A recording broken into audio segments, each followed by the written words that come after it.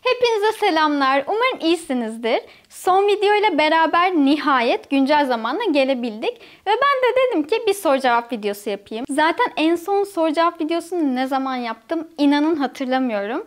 Konuşacak da çok şey birikti. O zaman gelin aşırı samimi yanıtlar verdiğim soru cevap videosuna başlayalım. Ama öncesinde ben kendime güzel bir kahve yapacağım. Bence siz de kahvenizi, çayınızı alıp gelin. Bu arada arkadaşımda kalıyorum ben. Neden arkadaşımda kalıyorum? Çünkü kardeşim arkadaşıma komşu olarak ev tuttu ve arkadaşlarım da tatile gitmişti ve dediler ki eşyalar gelene kadar orada kalın. Evi göstereceğim size. Çok tatlı bir evleri var. Bizim evimiz de çok tatlı. Hatta onu da gösteririm. Çünkü direkt böyle bu evden gözükebilecek mesafede ve üniversiteden arkadaşlarıma komşu oldum. Bu konuda çok mutluyum. Bu arada kardeşim Cihangir'e taşındı. Artık geldiğimde kalacak bir yerim var en azından İstanbul'da. Bence Cihangir güzel bir yer. Yıllar sonra yeni bir semt olacak ve burada da yeni keşifler yapacağım.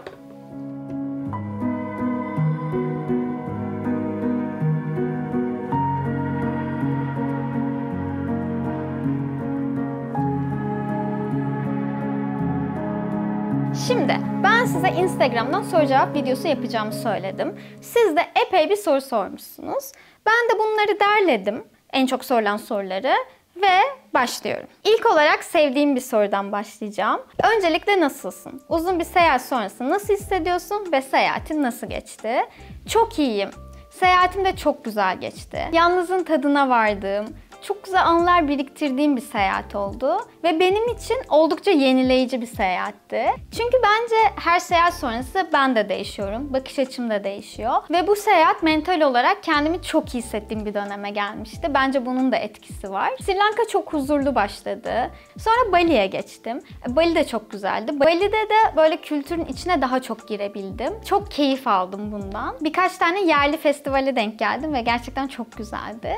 Sonra Avustralya'ya geçtim. Avustralya zaten hayalim olan bir ülkeydi ve o kadar yol gitmeme değdi. O kadar çok masrafa da değdi. Çünkü Avustralya çok zorlayıcıydı maddi anlamda. Doğası büyüleyiciydi. Avustralya'da düşündüm. Daha çok doğada vakit geçirmeliyim. Doğası böyle olan yerlere daha çok gitmeliyim diye düşündüm. Eğer 3,5 ayımı özetlemek gerekirse çok anı yaşadığım bir seyahatti. Belki de o yüzden bu kadar keyif aldım.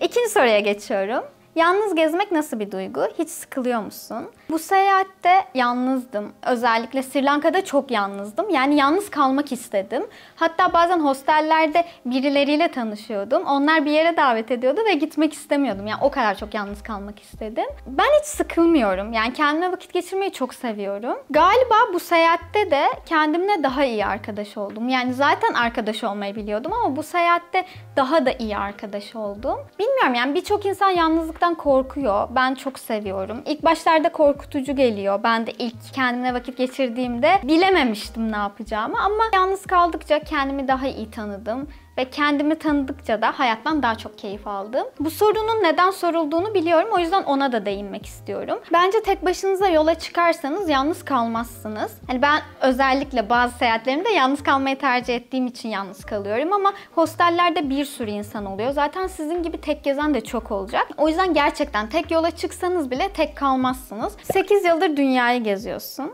Ve bu devam edecek mi? Ya da ne zaman bitecek? Hiç yorulmuyor musun?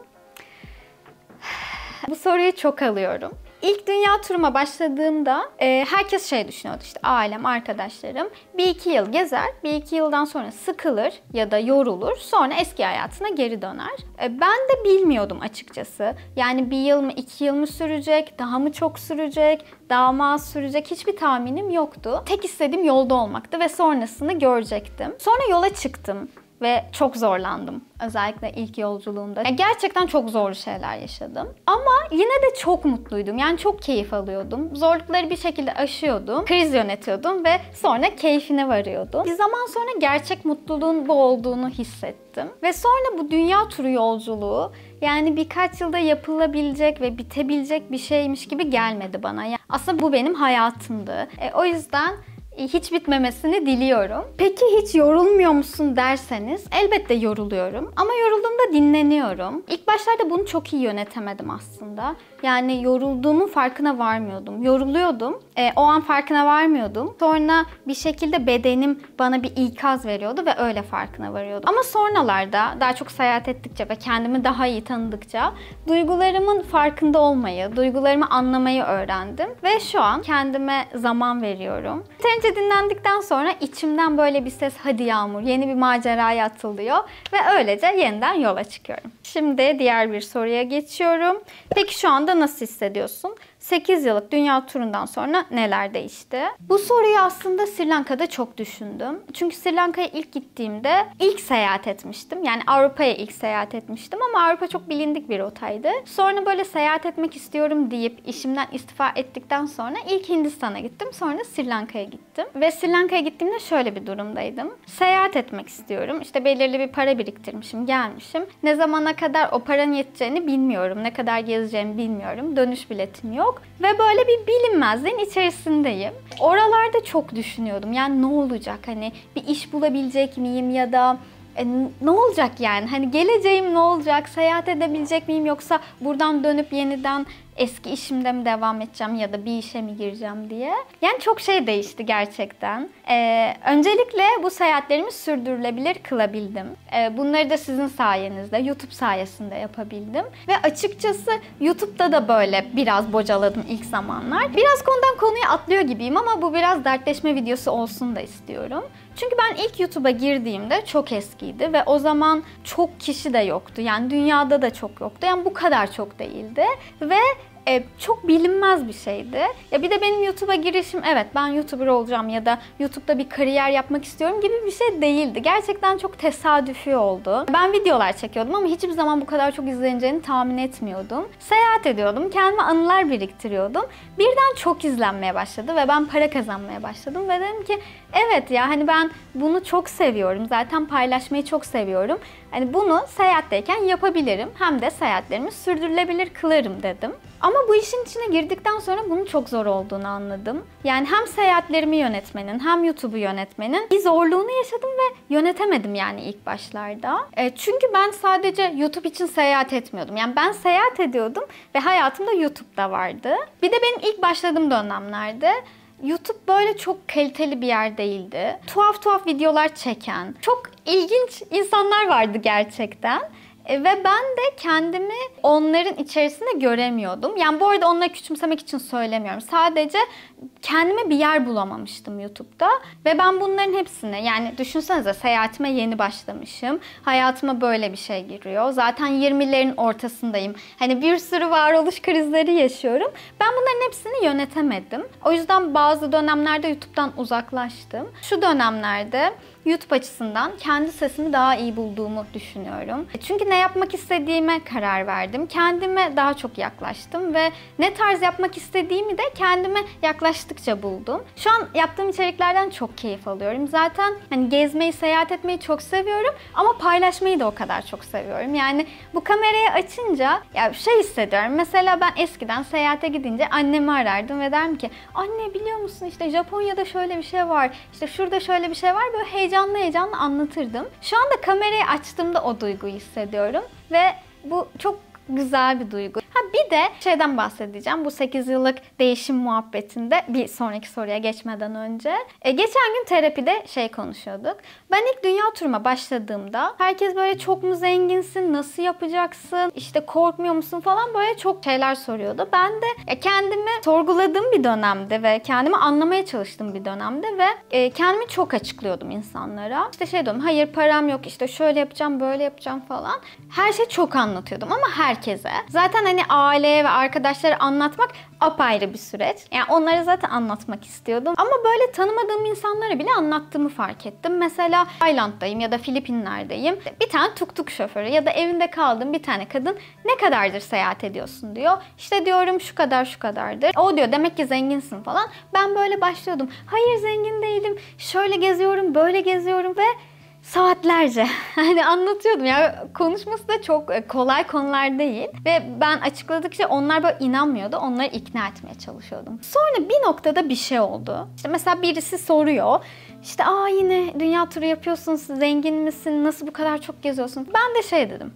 evet zenginim dedim ve konu kapandı. Sonraki sorular yok, açıklamak yok. Ha okey falan dedi, gitti mesela. Bu böyle rahatlatmıştı ya, böyle açıkçası. Kendimi açıklamak çok yorucu ve düşünsenize hani bir daha görmeyeceğiniz birisine karşı bunu yapıyorsunuz ve çok enerji harcıyorsunuz ve çok zamanınızı harcıyorsunuz ve yani isterseniz saatlerce açıklayın. Derler ya, aslında karşıdakinin anlayabildiği kadar anlaşılıyorsundur. Geçen gün terapide de bunu konuşuyordu. Ben de dedim ki artık anlaşılma kaygısı yaşamıyorum. Kendime güvenim ve inancım arttıkça aslında o anlaşılma kaygımın da azaldığını fark ettim. Zaten yaptığım şeyler her zaman çok anlatılabilecek ya da anlaşılabilecek şeyler olmuyor herkes için. İstediğin kadar anlat, seni anlamıyorlar. Hani niye buna enerji harcıyorsun? Başka şeylere enerji harca. 8 yıllık dünya turunda değişen şeylerden birisiydi. Bunu söylemek istedim. Geçen gün terapide çok konuştuk çünkü.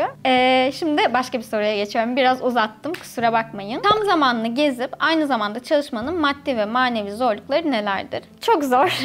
Gerçekten çok zor. Yani freelance çalışıp full gezmek de çok zor. Böyle sosyal medyada içerik üretip tam zamanlı gezmek de çok zor. Çünkü her şey sizin elinizde. Yani zaman yönetimi, para yönetimi, iş yönetimi, her şeyle siz ilgileniyorsunuz ve evet zor. Ben çok sevdiğim için galiba o zorluklarla mücadele edebiliyorum. Yani ya da o zorluklar bana koymuyor diyeyim. Ama kolay bir şey değil, onu söyleyeyim, ama istiyorsanız kesinlikle yaparsınız yani. Hani istemek bence en önemli şey. Yurt dışında duygusal olarak kötü hissettiğin zamanlar kendini nasıl motive ediyorsun? Aslında uzun zamandır böyle bir duygu yaşamıyorum. Bunu ilk zamanlar çok yaşıyordum. İlk zamanlar böyle daha zayıftım galiba. Tam öğrenmemiştim yolda olmayı. Yani o zamanlar da kendimle ilgileniyordum. Kendime iyi gelen şeyleri yapıyordum. İyi bir yer tutuyordum ilk başta. Benim işte rutinlerim var. Ne bileyim, meditasyon yapmak, günlük yazmak, yoga yapmak. Bunlar bana mental olarak çok iyi geliyor ve o aktivitelerimi hani mesela seyahatteyken sürekli yapamadığım zamanlar oluyor. Zaten o zamanlar hissediyordum bunu. O rutinlerime geri dönecek ortamlar yaratıyordum ve sevdiklerimle konuşuyordum, paylaşıyordum ve bu beni tekrar ayağa kaldırıyordu. Ya bir de seyahatteyken şöyle bir şey oluyor. Ya gerçekten çok kötü bir şey yaşamam lazım duygusal zorluk çekmem için. Çünkü seyahatte beni harekete geçiren çok şey var. Ya, o bir neden yaratabiliyorum kendime. Mesela diyorum ben buraya neden gelmiştim? Şunu merak ediyordum. Hadi kalk işte onu araştır, şunu şöyle yap, bunu böyle yap. Onlar böyle beni harekete geçiriyor. O yüzden çok fazla böyle duygusal şeyler yaşamıyorum. İlişkiler ve özel hayatla ilgili çok soru sormuşsunuz. Merak ettiğinizi biliyorum. O yüzden bunlara geliyorum. Öncelikle Alper'le ne oldu? Videolarda göremiyoruz. Ayrıldınız mı demişsiniz. Evet, Alper'le ayrıldık. Bir süre oldu. Çok detaylarına girmeyeyim ama bir noktada hayallerimiz farklılaştığı için ayrıldık. Zaten genelde benim ilişkilerim bu yüzden bitiyor. Alper benim çok yakın arkadaşımdı ve en sağlıklı ilişkimdi. O yüzden onunla böyle bir ilişki yaşadığım için kendimi çok şanslı hissediyorum. O bana çok şey kattı, ben de ona çok şey kattım. Ama hala arkadaşız. Ya şimdi arkadaşız deyince hep böyle şey oluyor ya. İşte eski sevgiliden arkadaş olmaz, işte nasıl olacak? Kesin bu videoya da öyle yorumlar gelecek. Benim için arkadaşlık şöyle bir şey. Ya arkadaş kalmak böyle sürekli telefonda konuşmak ya da sürekli mesajlaşmak değil bence. Arkadaş kalmak biraz daha şey.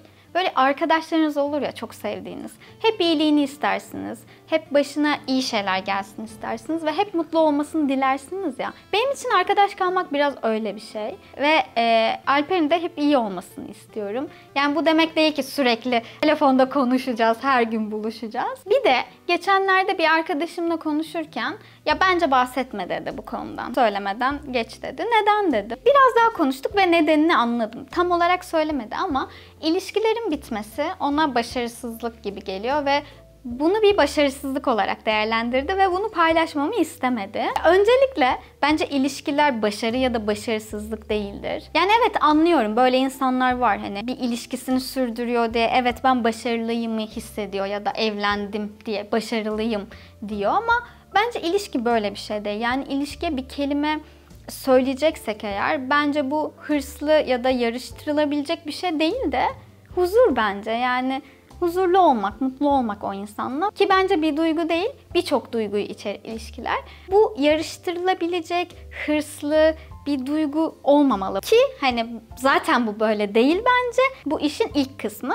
İkinci kısmı ise yani başarısızlıksa bile neden başarısızlıklarımızı paylaşmayalım? Böyle sosyal medyada hep böyle başarı paylaşılıyor ya, ama o süreç paylaşılmıyor. Yani direkt bir noktadan hop başarılı olduğun noktayı görüyorsun. Ben bunu çok sevmiyorum. Ben başarısızlıklarımı paylaşmayı çok seviyorum. Her başarıya giden yolda bir sürü başarısızlık, umutsuzluk, hayal kırıklığı, birçok şey var. Doğal olan da bu yani. Herkes böyle başarısızlıklarını, güçsüzlüklerini bir kenara itiyor. Onları göstermiyor. Ama tüm başarılarını daha çok göstermek istiyor ya. Ben bunu açıkçası sevmiyorum. Yani bir başarısızlığım varsa bunu paylaşmaktan da, bunu kabul etmekten de keyif alıyorum. Çünkü insan olmak bence böyle bir şey. Şey sorusu çok gelmiş. Ne zaman evleneceksin? Hiç evlenmeyi düşünmüyor musun? Evlenmeyi şimdilik düşünmüyorum. Yani bence evlenmek zaten bir şey değil. Yani bir amaç olmamalı. Ve bence evlenmek hayatını yaşayacağın, yaşamak istediğin o insanı bulduktan sonra çok kolay bir süreç. Yani gidip imza atacaksın aslında. Zor kısmı bence o insanı bulmak ve sadece bulmak da değil. Yani onunla o dengeyi bulmak, o ilişkiyi yürütebilmek. Ama şunu da düşünüyorum. Mesela 20'lerde çok değiştiğin dönemler ya ve karakterini bulduğun dönemler. Ya o dönemlerde evlenen arkadaşlarımın çoğu şu an ayrıldı ya da ayrılık aşamasında. 30'larda, 35'lerde bence daha herkes karakterini bulduğu için, işte hayallerinin farkına vardığı için bence daha farklı bir süreç olacaktır 30'lardan sonra diye düşünüyorum ilişkiler anlamında. Ve bu sorudan sonra da çocuk yapmayı düşünüyor musun'a geliyorum. İtiraf ediyorum. Bir dönem bunun baskısını çok hissettim. Özellikle 27-28 yaşlarında. Çünkü kadınlarda gerçekten şöyle bir baskı var. Yaşın geçiyor, çocuk yapacak mısın? Hani yapacaksan ona göre bir hayat planı oluşturman gerekiyor gibi bir baskı oluyor. Ben de 28 yaşındayken hayatımda kimse yoktu. Ve gerçekten bunu düşündüm yani. Bak 30'a geliyorum. Hani Yağmur çocuk istiyor musun diye. Sonra böyle yaş faktörünü attım bir kenara ve çocuk istiyor muyum gerçekten ne düşündüm. Yani şu an istemiyorum. Şu 5 yıllık bir vadede de istemiyorum. İleride ister miyim bilmiyorum. Ama en azından şey baskısını attım. Hani çocuk yapacaksam şu yaşa kadar şöyle olmalı gibi planları kafamdan attım. Bence çocuk yapma yaşı da biraz ilerledi. Hiçbir zaman istemiyorum demiyorum. İstediğim zaman hani düşünürüm diyorum. Benim için şey de çok önemli değil. İstediğim zaman belki çocuk yapamadın. Ya o zaman evlat edinirim, koruyucu aile olurum. Bunlar da bana böyle çok yakın geliyor aslında. Ama şu an istemiyorum.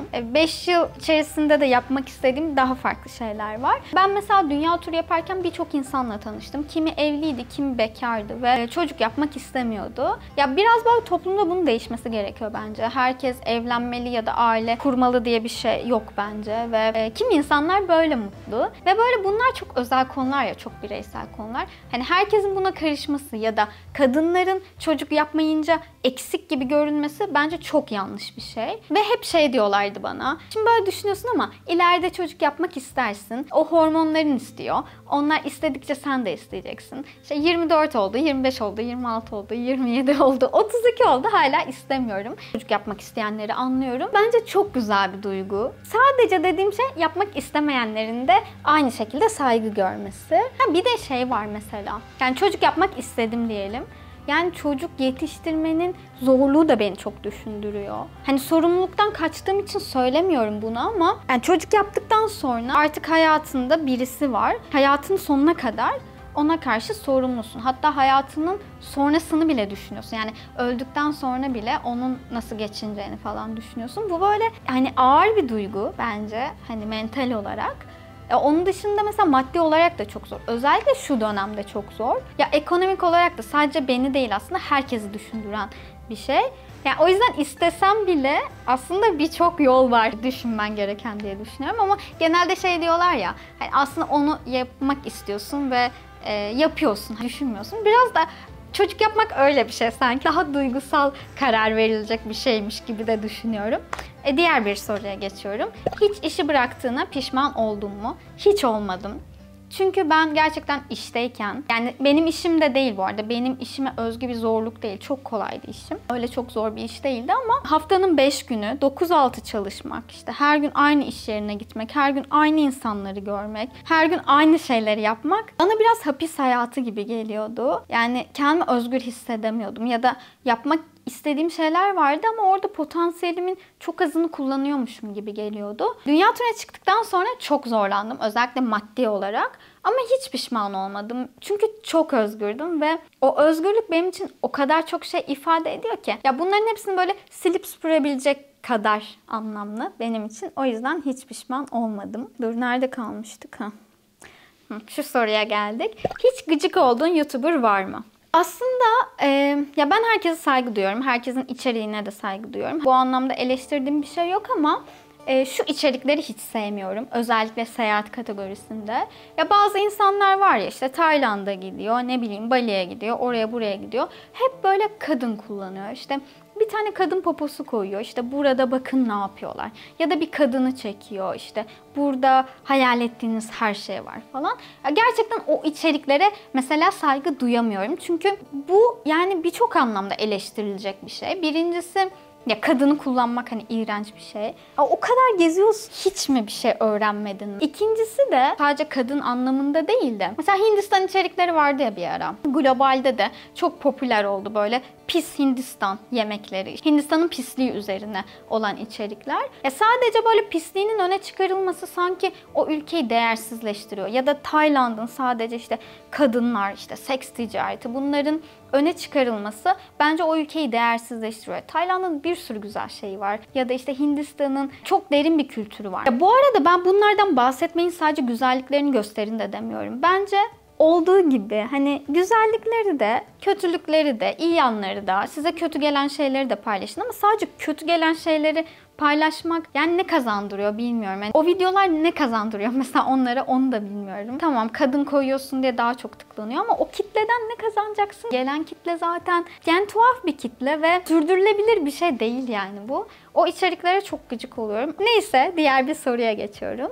Ben de seyahat ederken video çekmek istedim ama insanların içinde video çekmeye çok utandım. Sen bunu nasıl başarıyorsun? Ben ilk seyahat ettiğimde çok utanıyordum. Bırakın insanların içinde video çekmeyi, böyle kamerayı açtığımda bile çok utanıyordum. Yani kameraya bakamıyordum. Sonra zamanla şeyi fark ettim, dedim ya ben kamerayı açınca sanki arkadaşımla konuşuyormuş gibi heyecanlanıyorum. Onu fark ettikçe kimseyi takmamayı öğrendim.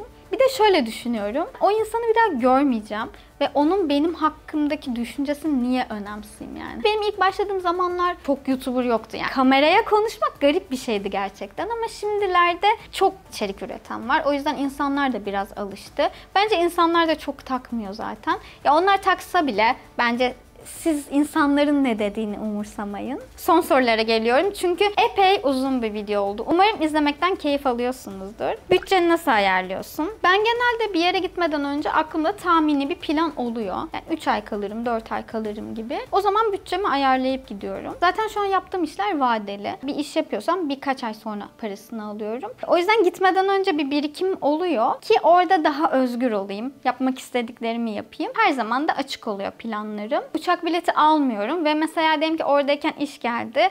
Daha çok seyahat etme şansım oldu. O zaman seyahat etmeye devam ediyorum. Ya bütçemi de aslında Instagram'dan paylaşıyorum. Yani şuna şu kadar harcadım, buna bu kadar harcadım diye. Her yere göre çok değişiyor. Sri Lanka'daki bütçemle Avustralya'yı kıyaslayamam. Yani Sri Lanka'da bir ayda harcadığım şeyi orada belki bir haftada, hatta bir haftadan bile az bir sürede harcamışımdır. Çünkü Avustralya gerçekten çok pahalı bir ülkeydi. Bu kadar geziyorsun, nasıl hiç yanmıyorsun ve cildin çok güzel, cildine ne kullanıyorsun? Şimdi bu çok beyazım galiba, o yüzden bu soru bana çok geliyor. Yani arkadaş çevremden de çok geliyor. Ben güneşten biraz kaçınıyorum. Yani kendimi koruyorum ve çok güneş kremi kullanıyorum. Böyle güneşlenmeyi falan da sevmiyorum. O yüzden yanmıyorum galiba. Yani gerçekten yazın da kendimi çok koruyorum. Ve özellikle çok güneşin dik vurduğu saatlerde dışarı çıkmıyorum. Cildime ne yapıyorum? Ya teşekkür ederim bu arada cildimi beğendiğiniz için. O kadar çok şey de yapmıyorum aslında. Şöyle, tabii ki de bir şeyler kullanıyorum ama bu rutinlerimi her gün yapamıyorum seyahatteyken. Ya da çok şey kullanmıyorum. Nemlendirici kullanıyorum, serum kullanıyorum. Ama asıl bence benim iyi yaptığım şeyler ve bence daha etkili olan şeyler. Birincisi çok su içmek. Çok su içiyorum ben. İkincisi sağlıklı beslenmek. Yani beslenmeme dikkat ediyorum. Hani yağlı yiyeceklerden uzak duruyorum ya da böyle abur cubur çok tüketmiyorum. Üçüncüsü sigara içmemek. Sigara içmiyorum. Dördüncüsü alkolü az kullanmak. Alkolü de sadece yazın biraz kullanıyorum. Onun dışında çok alkol kullanmıyorum. Bence cilt bakımı rutinlerinde bunlar da çok önemli. Yani sadece krem kullanmak değil ve güneş kremi çok kullanıyorum. Yani kışın bile yüzüme güneş kremi kullanıyorum. Son soru. Yeni rota neresi? Bir önceki videoda yeni rotamın Nepal olacağını söylemiştim. Ama o planım galiba biraz değişti. Yani şu an aklımda bambaşka bir yer var. Bunu duyunca büyük ihtimalle deli misin, niye gidiyorsun, orası çok tehlikeli bir yer falan diyeceksiniz. Ama ben çok öyle olduğunu düşünmüyorum. Yani özellikle kadın gezginlerden izlediğim kadarıyla çok keyifli bir yere benziyor ve beni şaşırtacağı benziyor. Ama söylemek istemiyorum. Sürpriz olsun istiyorum orası. Çok da kişinin gitmediği bir yer. Ya da dediğim gibi gidenlerin de hep kötü yanına odaklandığı bir yer. Bence ben orada daha farklı şeyler bulacakmışım gibi hissediyorum ve gizemli geliyor bana bu yüzden. Ya gerçekten sürpriz olsun. Bir de şey yapmadım, biletimi almadım. O yüzden de söylemek istemiyorum. Yani şu an böyle bir aşamada, hani düşünme aşamasında. Kesinleşince zaten Instagram'dan paylaşırım. Biraz uzun bir video oldu. Akşam oldu hatta. Gün batımında çekmiştim. Işık çok çabuk değişti. Umarım keyif almışsınızdır. Destekleriniz benim için gerçekten çok değerli. O yüzden videoyu beğenip, yorum yapıp abone olursanız çok mutlu olurum. Dilerseniz süper teşekkürle de teşekkür edebilirsiniz. Dertleşmek bana çok iyi geldi. Ben bir tane daha kahve içeceğim. Şöyle keyifli bir şekilde. O zaman daha sonraki videolarda görüşmek üzere diyelim. Kendinize çok iyi bakın.